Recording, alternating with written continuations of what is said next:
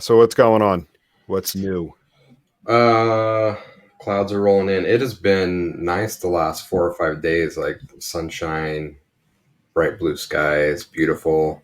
Mhm. And I talked to people. I had a call with some guys down in Miami this morning. They're like, "Oh, the weather here's so beautiful." I'm like, "Man, it's been beautiful here too. It's like blue skies. It's 28 degrees. Or 28 degrees." I think you and I have had the temperature discussion, but like, yeah, like 28 degrees like that, you can go out in shorts and a t-shirt and it's fine. It's when Mhm. it gets windy and some moisture in the air. Dog's gonna bark at everything. That it gets cold. But now I'm looking outside and it's cloudy. We're supposed to have 5 straight days of snow. Oh, you can keep it out there. It was nice yesterday. It's gray and overcast today. Mm, Even though it's gray and overcast, it was still nice. I went out for a walk about 2 hours ago. Just took like a little loop around the neighborhood to get out of the house, and it was it wasn't cold, but it was just that gray and overcast feeling. yeah, that's what we're getting this afternoon. So, but we need the moisture, man. We've had maybe two snowstorms this entire winter. There's Okay. no snow on the ground, very little snow on the mountain. So we need some water. So Hmm. can deal with a few days of snow. So that is it. I probably should take a walk out in the park. Man, I don't. It's probably been a week since I've been outside wandering around. Yeah. And I have this After we're dog done. that barks at everything. Yeah, after we wrap up this, you should go, take a walk and get outside. Yeah. It's crazy how, like, we've talked about this, how the days just blend together. I'm like, has it really been like 5 or 6 days since I've left the house? Like, yeah, I think so. Like, I went grocery shopping on Sunday. That's the last time I went out. So, Yeah, no, they could easily blend together. yeah. Yeah. How about you? Things are good. Things are good. The trip last week was great. It was we talked about in the last episode just how crazy things were toward the end of the year, and how burned out I felt. So, just like the extra time off, just really, it felt good. As we were driving home Sunday, I'm like, I'm ready to get back to work. I'm good now. That's good. Yeah, I'm glad it was a good time. The videos looked amazing. Looks like everyone had a good time. Oh, we So, had a blast. It was great. yeah. Yeah. That's awesome. Awesome. How busy was the park? Monday through Thursday, it wasn't that busy at all. When I was just talking with Evan, I was telling him there were a couple rides we walked right on, like literally right into the ride vehicle. That's how thin it was. Friday it picked up for the holiday weekend. People taking long weekends. It was Oh crowded yeah, Friday, right, right. and So then are they letting in people in full capacity, or are they just assuming that people aren't gonna? 35% capacity. Okay, Yeah, no, they've okay. got it down to 35% capacity because that's how they socially distance in the park in the lines. So not everything is open, and the stuff that's closed, they're actually using that space to run the Ah, line got through. you, got you. Yeah, Okay, so some of the rides, like not all the restaurants are open. So what they do is they use like the restaurant space to run the line through, so they can keep the line spread out. very interesting. So Yeah, how do they manage that? Is it a first come to you queue, or do you have to buy tickets ahead of time to get in for certain dates? you have to purchase tickets ahead of time, and then when you go in and you actually make a reservation for a park. So there's a Oh, reservation okay. system. So after we bought our tickets, we kind of planned in like, what days do we want to go where, and looking at, different park times. And then, so we went in and reserved those. So yeah, there's times, especially like leading up to Christmas, that you couldn't get into parks because they Mm, reached that 35% capacity. right. Now with January 1st, before January, you got one park one day, and that was it. Starting January 1st, after 2 o'clock, you could hop to a second park. Mm. So we How many took parks are advantage. there? There's four. Oh, okay. For our listeners, I went to Walt Disney World last week. So yeah, there's four parks. So, and we took advantage of it. We get to the park as it opened, got a bunch of stuff done, and then would head to a second one for a couple of hours, and then right now everything is closing by 7 or 8 o'clock. So we would we get back to the hotel, baby would pass out pretty much as we got back. We go to bed early, so then this way we were up early the next day. Yeah. Very cool. Yeah. So yeah, that's how they do it is you have to reserve it. And then if they are honoring existing annual passes, but they're not selling any new ones right now. So Mm, there's depending upon your, if you're staying at a Disney resort or not, do you have, a theme park ticket versus an annual pass? Like there's different blackouts. got it. And so annual pass holders, they may not be able to reserve, an entry to one park, but those staying on, at a Disney resort hotel can. Mm. Yeah, it's really interesting how all of these different companies are adapting to deal with what they have to deal with. So I'm Mm-hmm. sure it's not ideal. And I saw another guy in my network that had just got back and didn't enjoy it, didn't enjoy the time there at the park because just said like having to wear masks and just the distancing just made it less enjoyable. And it's probably a personal choice on what you can enjoy and what you can and how you make use of the time. But I mean, these companies are doing what they have to do to try to adapt Mm-hmm. to a very challenging situation. Yeah. And I mean, there's trade-offs right now on that. And I've told a couple people, like for me, like we're that family that goes every 18 months to 2 years. That's one of our regular vacation spots. Um, so, and I try to say this without coming across as spoiled. We will be back, right? We I will. thought you We'll were be back. going every year, to be honest. Well, we actually the last couple of years we have gone every year. We Yeah. didn't go last year for obvious reasons, but I don't want to sound spoiled, but we'll be back. It's kind of one of our regular stops. So for me, like the trade-offs of not everything is open, not all experiences are running right now. Certain limitations on the park hopping. Like I'm the type of person, like in the past I've hit all four parks in one day, just for fun. Go hit a ride, go to a different park, hit a ride, like that kind of thing. But for me, like seeing the low crowds, it was totally worth the trade-offs.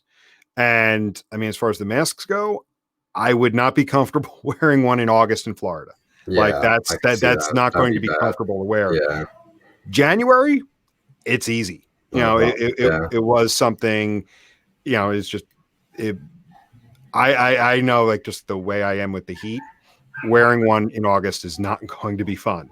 Whereas Yeah. January it is much more doable, and that's where when I started seeing the pictures of the crowds in August and September and October, I'm like, we got to go, but let's go in January Yeah. when it's not going to be 90 degrees and 95% humidity. Right. Right. Well, good call. I'm glad you guys Yeah. had a fun time. But it's like, so like there have been a couple people that asked me like, should we go right now? I'm like, well, it depends because I have some friends that they want to go back, take their kids, but they're not going to be going back for another 5 or 6 years after that. So I'm like, you really got to think about it because you're not going to get everything there. But also with kind of talking to some of the folks down there, it may be 2 years before everything comes back. Oh, So you got to interesting. That's wait. what they're kind of planning on, huh? I think they're planning on certain attractions not running for at least another year, just Wow. so they Yeah. need that space to space the lines out. So it may be something like that. So yeah, if you're waiting for everything to come back, it may be 2 to 3 years. Whereas if you're like, hey, I can make the trade off, and maybe these things I would like to see, I can get away with not doing. Yeah, go now because some days right now you're like the safari at Animal Kingdom. We essentially had a private safari. We got there as the park opened, went right back Mhm. there, walked right onto the ride. It was us and one other family, and that was it. It was essentially a private safari. Wow. Awesome. Yeah. So theme park fun. My wife keeps telling me she's like you got to start a second podcast to talk about theme park stuff because that's like my private passion. Is I have a friend whose wife like is a full-time blogger about Disneyland and Mhm. like helps people find deals and talks about the parks and like people love that content. Oh So yeah, there you go. Start it up. yeah. I'm debating it, um, but let's jump over to the analytics piece. So Wondering how you're gonna make a segue here. I'm struggling with this one. So our other passion, analytics. I actually wanted to make a podcast out of a topic that we were talking about toward the end of last year into the beginning of this year. It's something we're starting to hear a lot about, and we had a really good conversation internally about it right before the holidays. So I thought, like, let's actually talk about it. So I want to talk about you know the so-called cookieless future everybody is talking about right now. Leading up to the end of last year, there was a lot of talk about the need for to move to server side technology, how cookies are dying again, and there's a lot of conversation and there's a lot of push to move on it quickly. And to me, just in general, whenever there's like this push to move to something quickly, it's a red flag that, okay, this is actually something to slow down. Yeah. So you could say a lot of the stuff that's being thrown around is, the fear, uncertainty, and doubt about having to adopt some kind of new technology or you're going to lose all your data right away. So, like, what is actually happening? Like, where is the industry moving, and is it completely cookieless? And, do companies need to jump right now on things, or is it safe to kind of wait and see things through?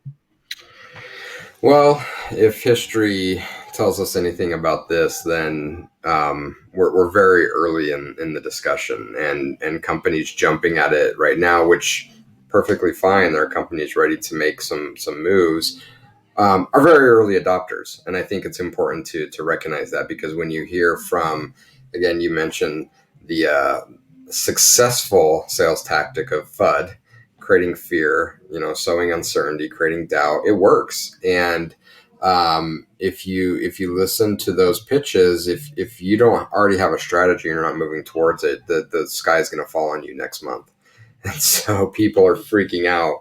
But we know how slow these things move, and we know it takes time.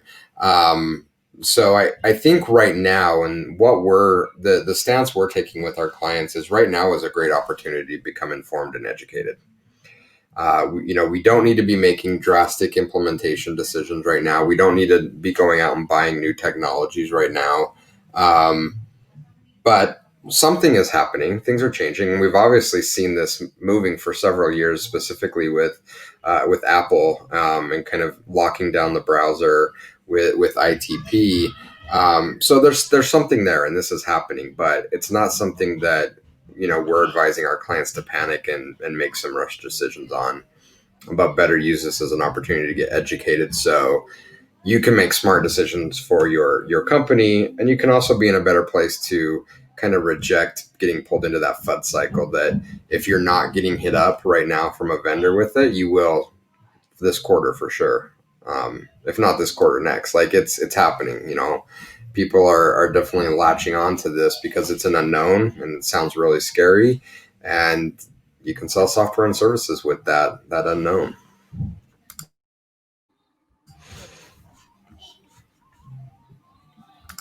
Pulling up my notes here to go through what we had talked through. You mentioned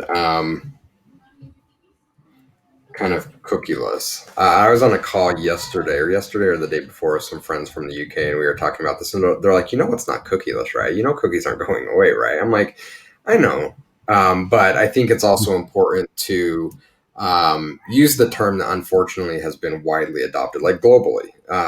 You can walk into any number of different companies and say, talk to me about cookieless, and instantly they're like, oh yeah, we're freaked out because blah blah blah. So it's an unfortunate name, but the branding has stuck, and so cookieless is kind of what it's being referred to. But it means so many different things to so many different people.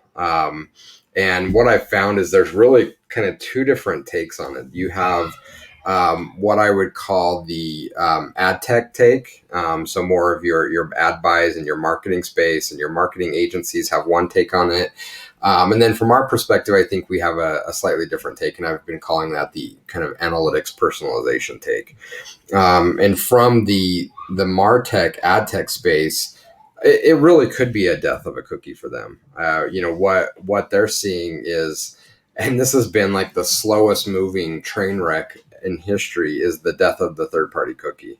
Um, this was a discussion I remember being in the early 2000s at Omniture when they were talking about the death of the cookie. And I remember lots of folks at Omniture panicking, saying, "Oh no, if the third-party cookie goes away, we're dead. Like, we're gonna have to go get jobs somewhere else. What are we gonna do?" That was the early 2000s. We're now 2021 or something, right? Hmm. So this has been happening for a while, but it looks like we're probably finally there with the third-party cookie. And the reason why the third-party cookie has historically been so important is it gives you a view outside of your domain, which has been traditionally very important for the ad tech space, in that their purview. And if you've ever worked with an ad company, and I say this with all love and respect for what they do, they are extremely greedy. They want to take credit for every conversion that could have ever possibly happened on your site.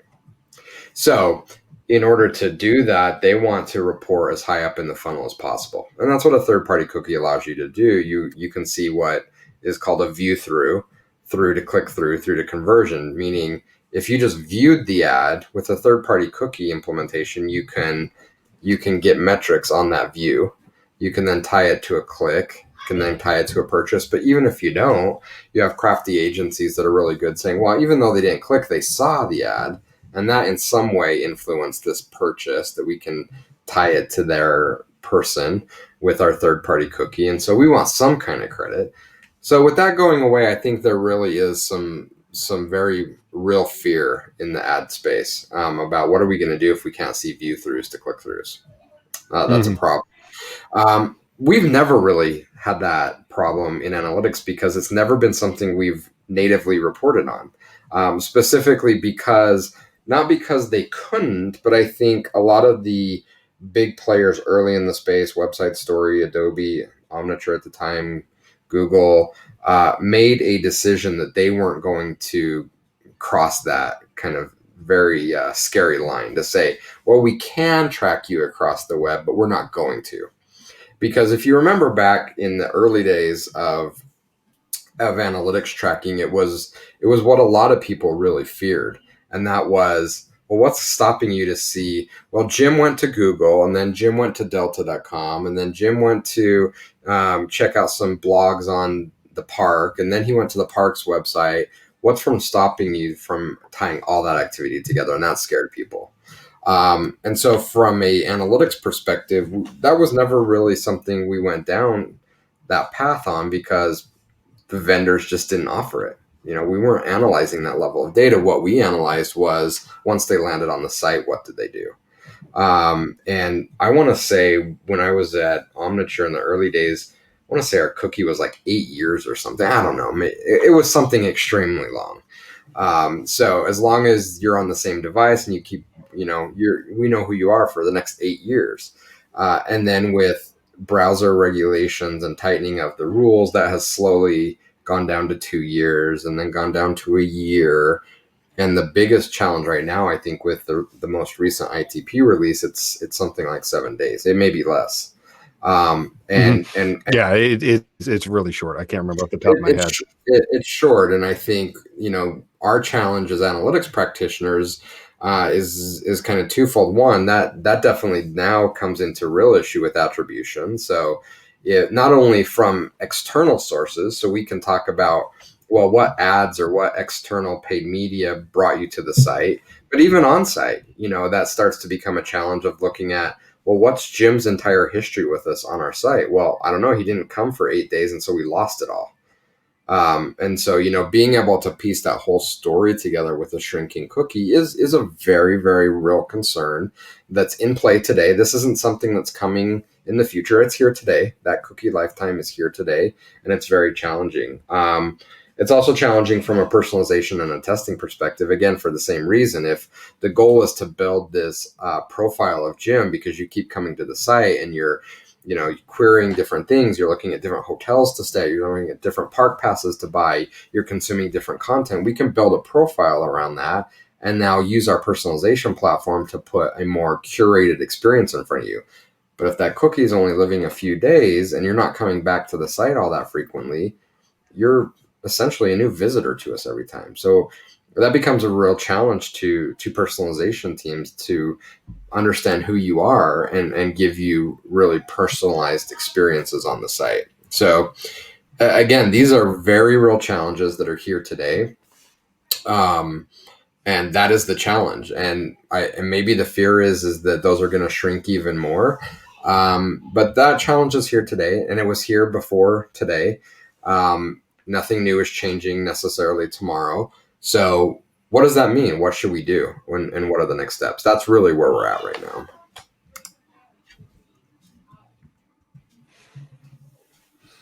Yeah, and it's funny how I kind of feel like the conversation really came up fast in the second half of last year. And you're right, like this is not anything new. And for me, when I mentioned it toward the beginning, is whenever you're getting like this rush to do something now or you lose everything, it's a red flag that no, actually you should do the opposite. You should actually kind of sit back and, to your point, educate yourself, sit back and watch how things develop. Yeah, because I don't think there's like a rush that you need to go out and get this done now. Because I think I think of the phrase "only fools rush in." Only fool. Yeah, it's so true. And I had a conversation with one of our clients a couple weeks ago where they reached out and said, "Hey, we have one of our media agencies really pushing hard for us to invest in kind of a new technology and changing the way we do things, and they're really pushing to get it done this quarter. What do you think?" I'm like, "Whoa! Like, pump the brakes. Have you quantified the impact?" "No, we have no idea." I'm like, okay, well, let's start there. Because you're listening as a consumer, you're listening to a lot of really well designed marketing to get you to buy from an emotional perspective. But Fear will make people do a lot of it stuff. really does. And anxiety and doubt, like it. And that's why that the FUD model works for so many different sales approaches. Um, you got to just learn to turn it off. Did I tell you about the story about buying a piano? I believe you did. So if it's a rehash, I won't rehash it. But I discovered early on that I hated the FUD model, and to me, the value of making an informed decision had a financial component to it, where I was willing to pay a higher price for the luxury of having the time to inform myself on a decision. But most people, they don't realize that it's being used as a tactic. And in this story, I went in to buy a piano. And of course, the one I wanted, it was on sale that day, and the sale ended in like 3 hours. Like, we can't extend it on, it just so happened to be that piano, that one specific piano, but the sale's ending in like 3 hours. So like, I'll walk across the street and pay more for the same piano, not to be pushed and hassled. I do remember So that story now. but that's what's happening right now, right? Is that they're using that fear and uncertainty to put a timer on the clock and say, sky's gonna fall, and as soon as that timer hits zero, so we better do something about it. And lots of companies buy services, buy software because of that fear, and it's just not a smart approach. So if nothing else that we talk about in this podcast, you take away that anytime that approach comes to you, it should be a warning sign in your head, lights and sirens going off, a huge stop sign being put up for you to say, stop. This might be really, really important, and I'm going to use this opportunity to really think through what is best for me and my company, and not get sucked into that, well, I got to do something right now because of this fear. So but it's happening, and I'm seeing it. And I'm not gonna name names, but I sat in on a conversation with the agency and a massive social media platform that lots of companies spend billions of dollars on, and they were pitching really, really hard that all of their clients needed to go to a server side implementation that was going to solve everything. Which I agree. If they have it figured out, it will solve a lot of problems. I saw their diagrams, and I piped up. I tried to remain quiet, but eventually I said, "Well, wait a minute. It looks like you're setting a cookie still." They're like, "Oh yeah, you still have to set a cookie for this to work." I'm like, "So what are we talking about here, man?" And they're like, "Well, but this is laying the groundwork for the future, So once we already just flip the switch on full server side, it's already in place, but it's not quite there today. But the more interesting part of that discussion was they had some really, really scary facts. Something like, you're losing visibility into 85% of your paid media traffic. You have no idea what they're doing. That's, ooh, it's scary. It's this huge loss. And 85%, 85%. Do you want to lose that much? And I didn't say anything on the call, but I went back to the client. Actually, I did say something at the end of the call. I said, "Is that 85% for this company?" No, no, no. That's just a general figure that we are guessing that the average customer on our platform will face. I'm like, I see, interesting. So Mhm. after the call, I went back to the company and said, "Have you validated and quantified that impact for yourself?" And they said no. I'm like, so fine, don't get freaked out by 85% loss, because that may be an entirely completely made up number. So that may be one company that's seeing that and they're using it for their marketing material. Go and quantify the impact. So I came up with three things that I'm talking with every company about that wants to listen, that is being hit up with these cookieless discussions. Quantify the impact first. So from an analytics perspective, what's the impact to a 7-day window? Because to a B2B that's selling $600,000 widgets, it's going to be a massive impact because people aren't coming back around to the site every day. For Amazon, it's probably not an issue. For Netflix, it's probably not an issue. For major retailers, it's probably not an issue. For media companies, it's probably not an issue, because these are companies that see very short return windows, multiple times a day even. So, that 7-day window isn't a problem because the cookie's constantly being reset. But if you're a company that's, you only come once a month, yeah, it might be a big problem. Think about that. Let's have that discussion. What's the impact? Number two, from an ad tech perspective, what is the challenge of the view through? So what kind of discussions are you having with your ad vendors? How were they getting paid before? And that's also my number three, is how does this impact how you're paying your media partners today? And I don't necessarily think that this is a bad thing. And by that I mean, maybe it's time we reevaluate how we're paying our media buyers. Are we paying our media buyers more than they are responsible for generating for us? Should they be getting everything from view through all the way down? Maybe, but I don't know.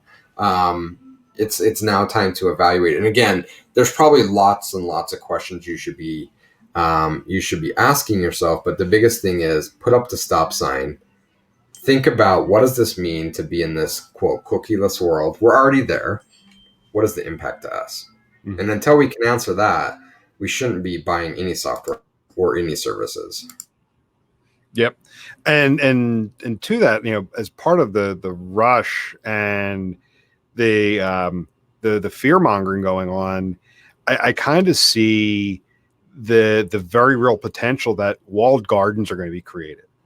It's a way of pushing people into a company's full stack. Well, if you want to use this service and this service, you've got to also buy these other things to all make it work. That's right, and that's Google's approach. Mhm. And I think that this has been a very, very well designed campaign from Google. In fact, this was what, a month ago when the lawsuit against Google came out from the 26 states attorneys generals about antitrust Mhm. against Google. The filing was something like 120 pages. There was a guy on Twitter that had a 30 tweet thread that really boiled it down. But it in that filing, it looked very, very clear that Google was trying to create a walled garden. And man, it makes sense for them because they own the search space. Now, if Mhm. I can own this, if I can own the search platform, if I can own the bids, if I can own the fulfillment, and oh, by the way, it happens on my browser. And by the way, if you want to report on it, you have to use our analytics package. You really bottle paint. You paint companies into a corner that it's very compelling. And we've seen that pitch. We've seen that pitch already happening. And you may have seen some of my posts on social media where I was kind of taking agencies to task for selling what's best for them and not necessarily what's best for the client. We're only a few weeks into 2021, and I've already seen two pitches to two different companies by agencies pitching a full migration to 100% Google Cloud platform. And let me be the first to say that may absolutely be right for a specific company or for even one of these companies. But until we evaluate that, we don't know. My concern is the vast majority of the people, of the agencies in this ecosystem, have a reseller agreement with the big players. And they don't call it reseller a lot. They call it by a much softer name, a partner. This is our Mhm. partner network. It's not a partner. It is a reseller.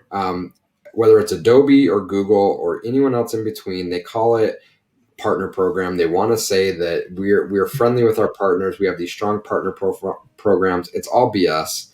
They don't want partners. They want an extension of their sales team, and they want to cultivate partners as resellers that are going to go out into the field and strongly sell their platforms. And that's what we're seeing in a lot of these cases is these agencies are going in there. You can see that they've been given marketing material by the vendor to undermine the other side, whether it's Adobe attacking Google or Google attacking Adobe. And I'm just using those two vendors because they're kind of the giants in the space, but the others are doing it as well. And it's disheartening, you know, and not only is it disheartening, it's bald faced, flat out lies. And it really, really upsets me. And I find it really difficult where I find myself on email threads or in meetings to bite my tongue. I'll give you one example. Media partner, also a Google reseller, pitching to one of our clients that is an Adobe shop that they need to go all in on the Google ecosystem for exactly what we've talked about. If you want to address a cookieless world, the only way to do that is to go all in on Google. And again, that may be a perfectly valid solution for our client to evaluate. However, if you read the pitch deck that this agency put in place, it was filled with just absolute lies. Lie number one, front page. Adobe Analytics is the hardest, most difficult implementation. It costs hundreds of thousands of dollars to implement. It takes at least 6 months. Google, 5 minutes. It's one tag. I'm like, what kind of bullshit is this? Like, they're the exact same. Realistically, you can install Adobe as one tag in 5 minutes. It's all depending on what you want to get out of the implementation. And you can make an extremely complicated, robust Google implementation that costs hundreds of thousands of dollars to implement, takes months to implement. But again, that doesn't sell software, that doesn't sell services. So they're lying about that. They're lying about the capabilities and on down the list. And I think I noted 5 or 6 like just absolute lies that could be easily retorted in the deck. But to most companies and to our client, they heard that and they'd never called it out because they hadn't thought about it. They're like, well, if they're saying this is what it is, it must be what it is. I'm like, no, it isn't what it is. You know, they're absolutely lying to you. They're lying to you because they have a vested interest in selling you Google because they're going to get paid more money. They can sell you more services and they're going to get a kickback from Google for selling their platform. And it's just really disappointing that agencies are doing this. It makes our job a lot more difficult because so many companies out there have such horrible experiences with consulting, and this is why. And then we come around and we say, well, we're different. And they're like, yeah, right. You know, you guys all suck. Well, you made me think of something. So 10 years ago or so, I interviewed with this one agency, and it was when it was when tag managers were really starting to hit the ground running. It was right before GTM, but you had several in the market, and when I went in for the interview, they were asking, "Well, do you have experience with this tag manager?" I'm like, "No, no, not that one, but I've worked with these other two." And the concept is similar, right? Learning the UI is nothing. The concept, it's understanding the concept and how to actually architect a solution using a tag manager. Well, needless to say, I didn't get the job. And I come to find out later, while they were so adamant about experience with that one tag manager, they had a similar kind of relationship with the tag management vendor, the TMS vendor. And, the more I kind of, found out, like, every time they would go in to do a TMS evaluation, this one vendor always came back as the recommended vendor that have the functionality that the client needed. Yeah, it's so frustrating. I don't know how you stop that, and I don't know what you do, but hopefully there are other voices of reason out there that try to keep things in balance and in check. And that's kind of what we've positioned our role as being, right? Is that we may make less revenue, but we're going to do it the right way. We're going to do it the ethical way, and hopefully, that's our role in the world, to play that counterbalance to this whole argument. So we could probably have a whole podcast on agency setups and what's right and what's wrong. And, you've been in the space, you've had lots of experience, and we could probably talk about that for hours. You made me think of something else too. Like, you're talking about, like, the reseller agreements pitched as partnerships. Yeah. The other one, I had a guy I worked with years ago called them Barney partnerships. I love you, you love me. You just kind of like all share the love, and hopefully you're just what you're just trying to do is share client bases. Yeah.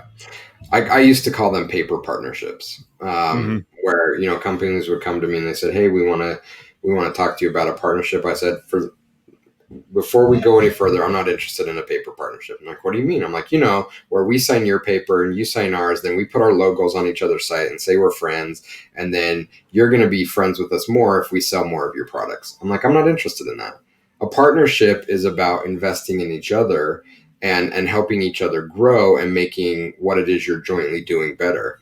And I've constantly gone back to the companies we've worked with, and I've had these conversations with Adobe, I've had these conversations with Google, and I've had these conversations with Optimizely and a handful of other companies where I said, I get it. We're a small shop. And when you look at your sales readout every quarter, 33 Sticks is probably on page 87, Accenture and Sapient and Razorfish and whatever, fill in the blank, EY, they're going to dominate the first page. And your second page is going to be your middle tier clients that are bought in at your premium level and have built out a sales arm to be an extension of your sales team.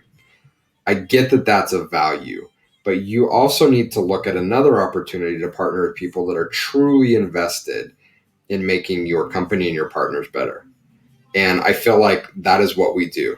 If we're engaged with an Adobe partner, we're making them better. We're making that partner more referenceable. They're going to buy more Adobe products. They're going to have a longer lifetime value. They're going to be happier with the product. They're going to get more value out of the product. When we work with Adobe to provide feedback and direction on what's working and what's not working, we're helping refine their processes.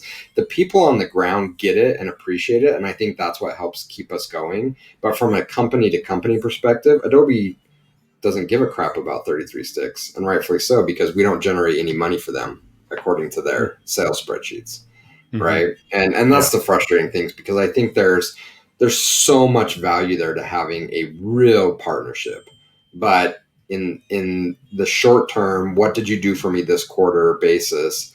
I understand that it's hard to quantify that in dollars, and that's what fuels these programs. Mm-hmm.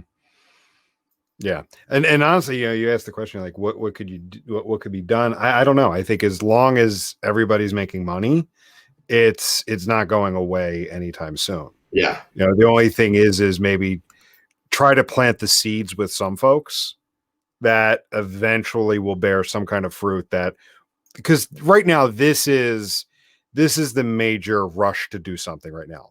The cookieless future is, and when I say that, and it's going to be the title of this episode, I'm doing with quotes, because it is because we both know it's not really cookieless, but like what everyone's screaming about with the so-called cookieless future that's coming. To your point, it's used to sell software. 9 months from now, 12 months from now, there's going to be some other kind of technology boogeyman that's coming. And it's sad because it creates this landscape where we're in, where it's almost like we're operating in a garbage dump, a junkyard. There's just so much refuge all around us, and it's because of this. And again, let me be very clear. There is something here. There's something here that needs to be addressed. But buying into fear and just buying more stuff now is only adding to the problem. And the bigger picture that you point out is absolutely spot on. And it saddens me, but it's the world we live in, that we're a quarter by quarter driven world, and these companies know it.